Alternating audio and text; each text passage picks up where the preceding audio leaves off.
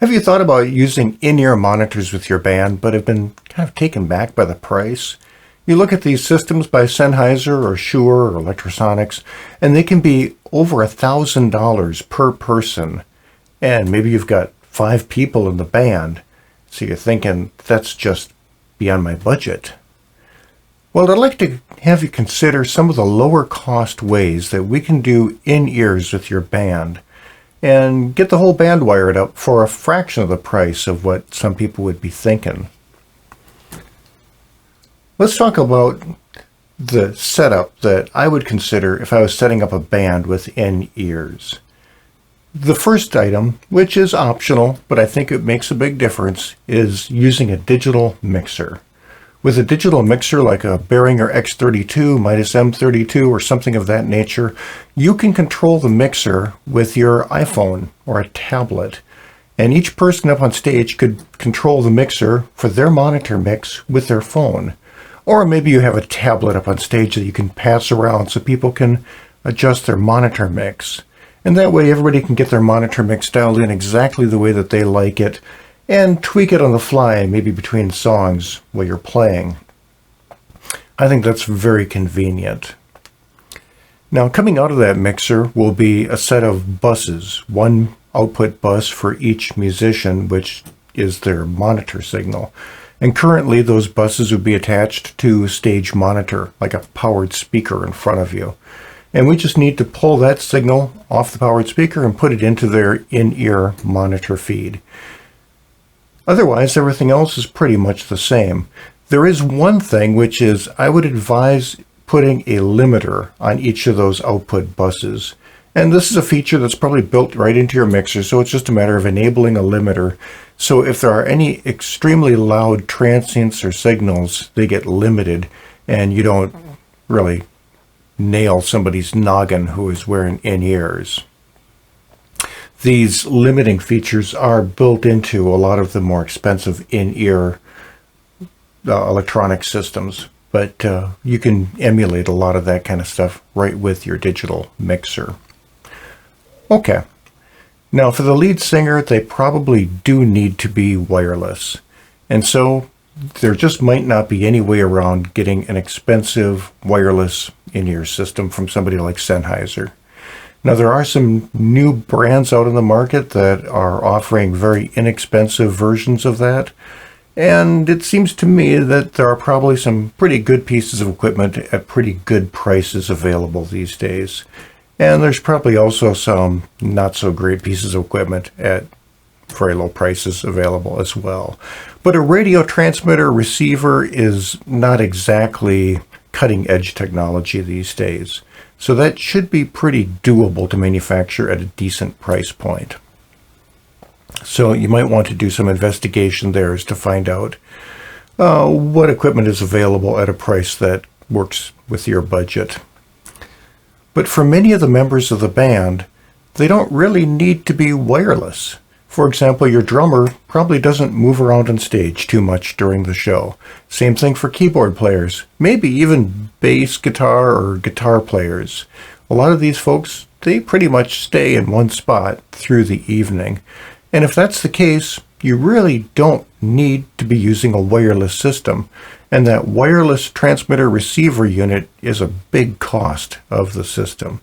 So instead of using a wireless system, we can just take the feed that would be going up to their stage monitor, their powered speaker, and plug it into a wired body pack. This here is the Behringer P1 personal monitoring body pack, and there are some competing products that are like this. I think this is a particularly nice device. It's just a small amplifier that can drive your headphones. So it's got a 9-volt battery right here, which can last for a couple of shows. On the front side of it, you plug your earbuds in. You got a couple of volume controls and a mode switch for either stereo or mono operation. So you can either use these two controls to mix two signals together in a mono fashion, or you can have stereo feed if you consume 2 buses. Then on the back side, we have a place where you can apply DC power if you'd prefer to apply power rather than use a battery. That might be most reliable. And a couple of XLR input connectors, where you take your signal feed from your mixer and plug it into here. So you just unplug the mixer from the stage monitor that you were using, powered monitor, and plug it right into there, and hook your earbuds up to it, and now you have in-ear monitors. And this box sells for less than $100. So this is less than $100 versus probably close to $1,000 for a wireless system from one of the major manufacturers. So that's a pretty significant savings. And I don't think that you're really sacrificing much. You're sacrificing some mobility. You're attached to a wire. But aside from that, the signal quality should be as good, if not better. Generally speaking, I'd much rather send a signal across a wire than through antennas. And so then the other portion is the earbuds themselves, and these can range widely in price. Now, what's the difference between in-ear monitor earbuds and just the typical earbuds that people listen to their phone with? The in-ear monitor buds are made to securely fit into the ear canal. They have this silicone business right here, which securely fits into your ears, holds the earbud in place so it doesn't fall out too easily, and effectively blocks out all the outside sounds to provide more isolation. Now, I have worked with some musicians who actually prefer to use really cheap phone-type earbuds, the kind of earbuds you could grab at the dollar store.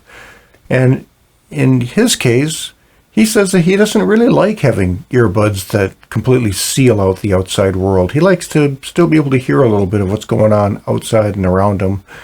And with those super cheap earbuds, he doesn't worry too much about getting them damaged or lost or anything. They're super cheap. And to him, they sound fine enough, and they get loud enough, and he's a happy guy.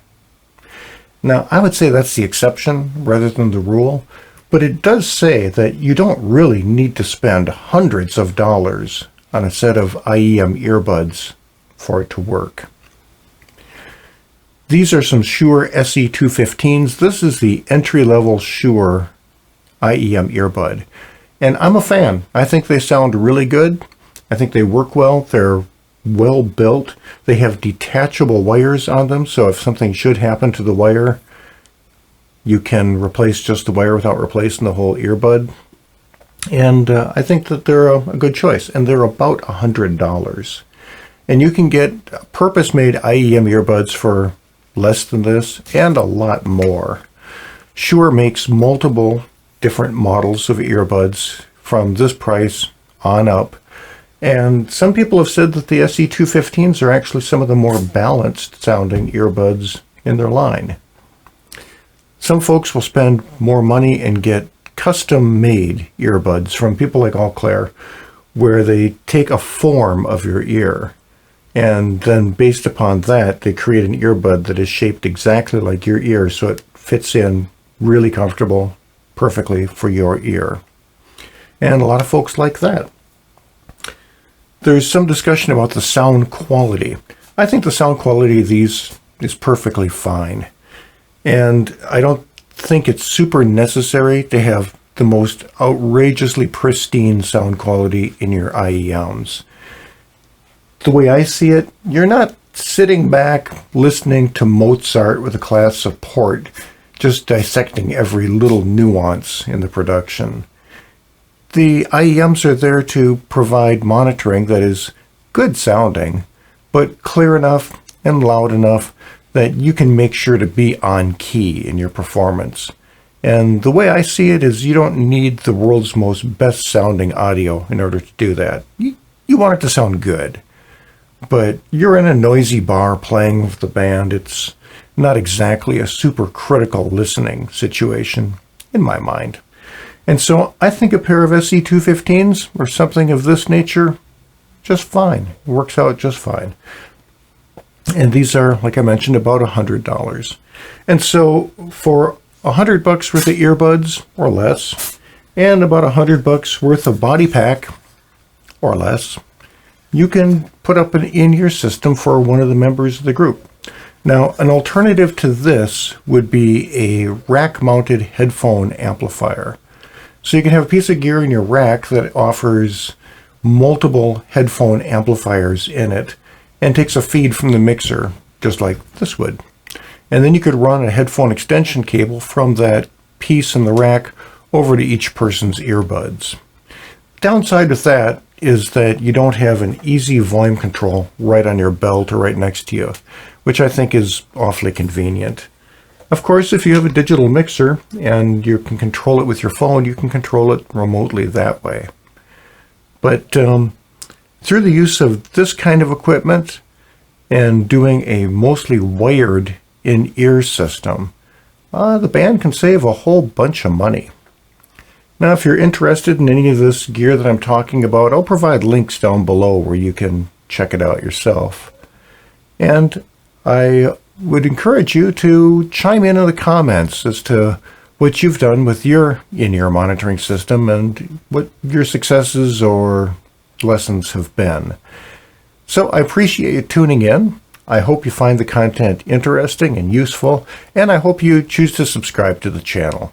If you do subscribe, make sure to hit that bell for notifications when new content comes down.